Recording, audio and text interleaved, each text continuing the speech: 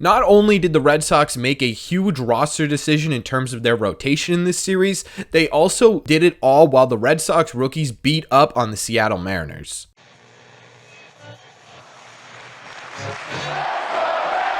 What is going on, everybody? Welcome back to Red Seat Radio. My name is Corbin, and the Boston Red Sox stopped their skid a little bit here by winning this series against Seattle. After getting beat down in Game 1, the Red Sox kind of beat down on the Mariners to finish this series off. And on top of that, too, we got some really big decisions in terms of who's going to be in this rotation for the Boston Red Sox. So what we're going to do in today's videos, we're going to break down this latest series, talk about the good things that happened, talk about the bad things that happened, how this series could affect the Red Sox going forward, and of course, we're going to talk about the latest Red Sox roster decision and talk about how that is going to have an effect on this Red Sox team, because I think it's going to be a positive effect. But before we get into that, do me a favor, make sure you guys have hit that subscribe button if you haven't already. If you're new here, we talk Red Sox content almost every single day. Also, make sure you guys have hit the like button on this video as well. Helps these videos out a ton, and it would mean a lot to me. Thank you all very much for clicking on this one.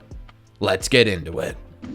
Okay, so normally what we do in these recaps is we go through the offense first, then talk about the pitching, but because the big decision regarding this Red Sox roster happened on the pitching side of things, I think it's only fair to start there. Tanner Houck got the ball in Game 1, and he was cruising through the first 4 innings of this game, but of course, you guessed it, he struggled in the 5th inning and ended with a 4 earned run stat line on 5 hits with 5 Ks and a walk. It really feels like Tanner Houck is getting so close to being a consistently decent starting pitcher for the Boston Red Sox. I mean, he's literally 1 inning away, right? He cruises through the first 2, 3, 4 innings of a game and then struggles in that 5th and 6th inning. Now, one of the big decisions made by the Red Sox during this series was to keep Tanner Houck in this rotation, and I think it was the right one made. The only way Tanner Houck can get better and figure out a way to get through that 5th and 6th inning is to actually pitch through that 5th and 6th inning, and not just in a relief role, but starting the game as well. This is the only way for Tanner Houck to get better and develop, and I think it was the right decision by this Red Sox team. Nick Pivetta got the ball in Game 2. He finished going 5 1/3 innings, allowing 4 earned runs on 6 hits. He did strike out 6, but he walked 4 as well. And as it turns out, this will be the last start for Nick Pivetta in the Red Sox rotation for a little bit, because the big decision made during this series was Nick Pivetta was going to become a multi-inning reliever for this Red Sox team,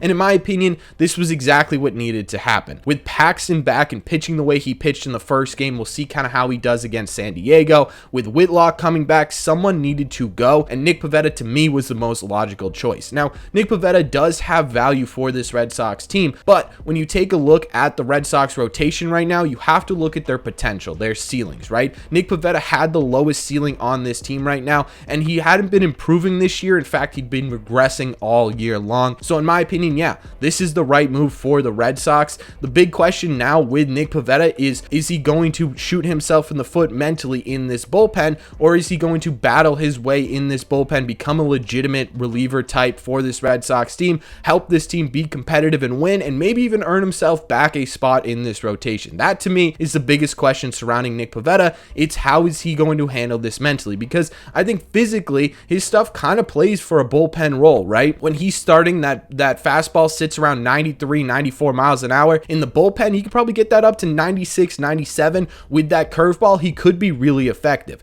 It's all on him at this point, and I think for the Red Sox, this was the right decision. To finish out this series, Brayan Bello got the ball on his birthday, and he had one of the most dominant shaky starts I've ever seen in my life. He ended up going 5 innings, allowing 3 hits and 1 earned run while striking out 7, but he also walked 5 guys. So it was tied his career high in strikeouts, also tied his career high in walks, and only let up 3 hits in total. I'm going to be honest with you, if Brayan Bello was pitching in warmer weather, or if he was more accustomed to pitching in colder weather, I think this could have been a really special game. Brayan Bello was really struggling hard with his control, and a lot of that had to do with the weather, but if he wasn't struggling with his control, the movement on his pitches looked fantastic, and the Seattle Mariners were all out of sorts trying to hit him. If it was warmer weather, Bello was accustomed to this weather, that could have been a really special game. Either way, Nick Pivetta going to the bullpen also solidifies Brayan Brayan Bello into this rotation, and that is absolutely perfect. Brayan Bello continues to improve every single start. He now has the lowest ERA on the Boston Red Sox at 4.45. His last couple starts have been really impressive, and it feels like Brayan Bello's only going to get better. As for the bullpen in this series, the right-handed pitchers did pretty well. The left-handed pitchers struggled a little bit. You had earned runs from Bernardino, who's now in Worcester. You had earned runs from Richard Blyer, who's been struggling really hard in this Red Sox bullpen early on. And you've got Joely Rodriguez, who gave up runs as well. I'm not really going to fault Joely. It was his first appearance in a Red Sox uniform and the first appearance he's had so far this year. So that will kind of throw as a kind of fluky type outing. They were also ahead by like 8 or 9 runs at that point, so it's really not that big of a deal. But all in all, I think the Red Sox bullpen looked better in this series and looked more locked down and shut down than they had in the last series. So hopefully this is a trend that continues. One other important thing about this Red Sox bullpen is the fact that Kenley Jansen did not appear. Every single lead the Red Sox had in this series was by a pretty decent margin. The lowest it was at 4 in this series, so he did not need to pitch. It got him off his feet a little bit, hopefully reset him mentally as we head over to the West Coast. And I think overall for this Red Sox starting pitching and pitching in general in this series, it was fairly decent, right? You got fairly decent starts from all your starters, and I think the decision with Nick Pivetta to go into the bullpen, again, it was the right one at this time. We'll kind of see how Nick Pivetta, one, does in the bullpen and how this rotation does without Nick Pivetta in it, right? Nick Pivetta can obviously earn himself a spot back in this rotation, but for now, in my opinion, this was the best move for this Red Sox team. Let's talk about the offense in this series as well. As for the offense in this series, this is where the young stars really shine. And I honestly don't even know who to start with because there were a ton of great offensive performances, but I think the right place to start is Jarren Duran. Because in this series, Jarren Duran hit .500. He went 5 for 10 with 3 RBIs. He had a home run in this series and a double. He has been an absolute force on this Red Sox offense for a little bit now, and for him to continuously do this is absolutely fantastic. There were a lot of questions as to how long Jarren Duran can sustain this sort of insane success at the major league level. We saw it last year where he hit kind of like this and then tapered off after about a month or so. This doesn't look like it's the case, at least so far, for Jarren Duran. He looks like a completely new player, and it is absolutely fantastic. Masataka Yoshida had a pretty great series as well. He played in 2 games, but in those games he had a triple, a double, 4 RBIs, and he hit .333 in the series, as well as not striking out a singular time. You simply can't stop Masataka Yoshida right now. He figured out how to hit major league pitching,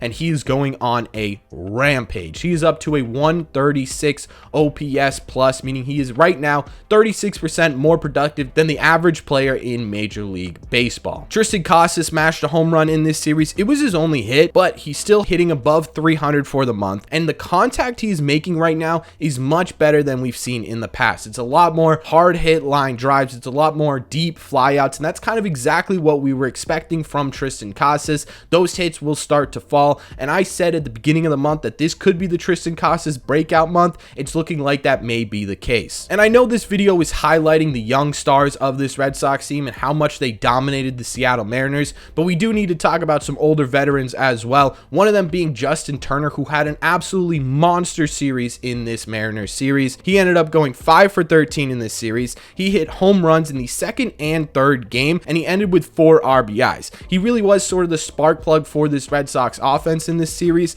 Everyone was hitting in this series. Even the older veterans were getting in on the action. For Justin Turner, I think it's really important that that power stroke come back into play. Right at the beginning of the year, we saw him getting on base a lot, but we didn't really see a ton of that home run potential. Now we're starting to see that home run potential, especially to the pull side, and that could be huge for this Red Sox offense to get a guy who could be a bit of a power threat from the right side. Rafael Devers also had a good series in this one as well. I mean, technically he's a veteran, but he's still really young. I don't know where you put him on that scale. Still homerless in May, but he did go 4 for 13 with 2 doubles and 3 RBIs. He's been in a little bit of a funk as of late. In terms of the power stroke, like I said, it's been a while since we've seen an absolute home run from Rafael Devers, but he's still being productive at the plate, and we're starting to see that power stroke come back. Rafael Devers is really at his best when he's slapping the ball the other way and then pulling the ball for power, and that's what we saw in this series. And finally, we got to talk about this dude Pablo Reyes, who seemingly came out of nowhere. We are going to deep dive into him tomorrow, where he came from,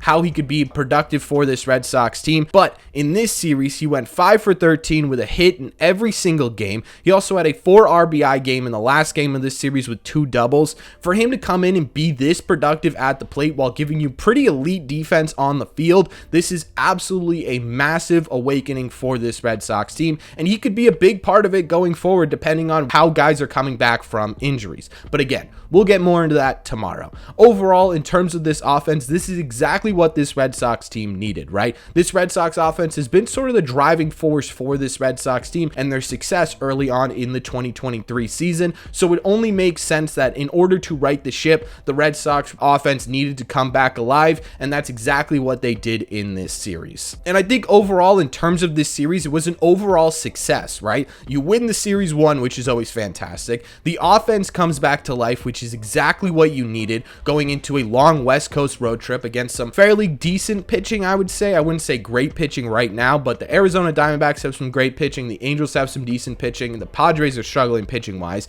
Either way, the offense came back. Now you're looking at the rotation. You're like, okay, we're starting to see the foundation of what this rotation could look like throughout the year. You're making the decisions that you needed to make with guys like Schreiber going onto the IL. You're reinforcing this bullpen, and there were a lot of positive takeaways from this Seattle Mariners series. So let me know in the comment section down below, what did you think of this latest Red Sox series? What did you think of the Red Sox losing the first game and then coming back and beating down on the Mariners in the last 2? And what do you think of the state of this Red Sox team right now? Plus, what did you think of the decision to put Nick Pivetta in the bullpen? Let me know all your thoughts on the latest Red Sox moves and series in the comment section down below. As always, if you made it to the end of this video, do me a favor, make sure you guys have hit that subscribe button if you haven't already. If you're new here, we talk Red Sox content almost every single day. Also, make sure you guys have hit the like button on this video as well. Helps these videos out a ton, and it would mean a lot to me. Thank you all very much for clicking on this one, and I will see you in the red seats.